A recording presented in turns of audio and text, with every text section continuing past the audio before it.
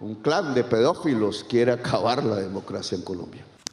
That was Colombian President Gustavo Petro speaking about the U.S. ruling class back in November. Less than 2 months later, hot on the heels of a fresh tranche of Epstein documents, legally defined sexual predator Donald Trump invaded Colombia's neighbor, Venezuela, and captured President Nicolas Maduro. But why? Is it because, as reported by the New York Times, Trump felt that, quote, Mr. Maduro's regular public dancing and other displays of nonchalance, unquote, was making a mockery of him?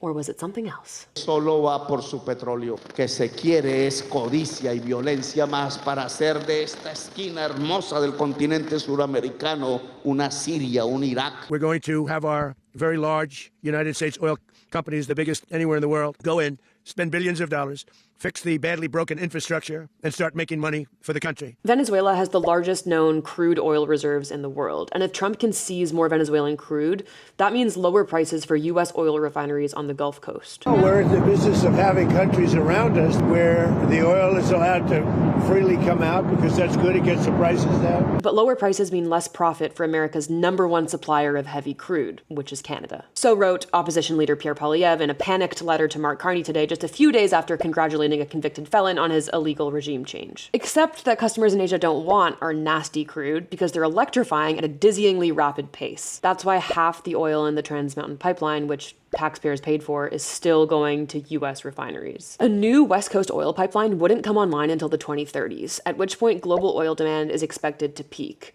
And building more of what Donald Trump wants so badly that he's willing to stage a coup for it probably isn't the wisest idea, especially after he spent the last year threatening to annex us. Frankly, Canada should be the 51st state, okay? It really should. Although the people pushing this pipeline might not be totally opposed to being the 51st state.